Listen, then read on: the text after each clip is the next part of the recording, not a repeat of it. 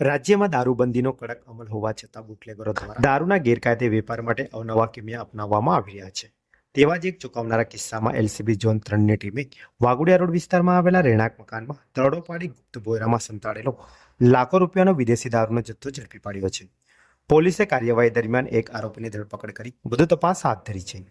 પ્રાપ્ત વિગતો અનુસાર એલસીબી ઝોન 3ની ટીમને બાતમી મળી હતી કે વાઘોડિયા રોડ પર ડીમાર્ટ પાછળ આવેલી જાનકી ડુપ્લેક્સ સોસાયટીના એક મકાનમાં મોટી માત્રામાં વિદેશી દારૂનો જથ્થો સંતાડી રાખવામાં આવ્યો છે અને ત્યાંથી દારૂનું વેચાણ કરવામાં આવે છે.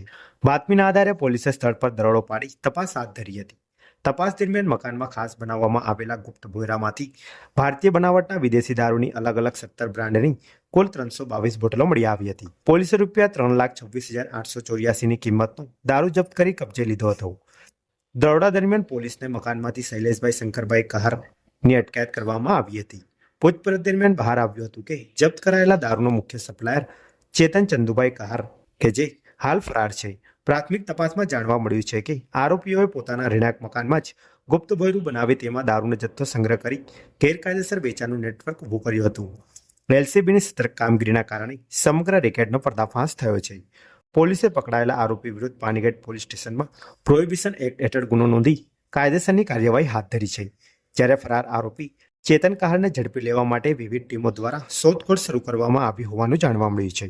દારૂબંધી વચ્ચે રહેણાંક મકાનમાં ગુપ્ત ભોયરું બનાવી દારૂનો જથ્થો સંગ્રહ કરાયાની ઘટના શહેરમાં ચર્ચાનો વિષય બની છે.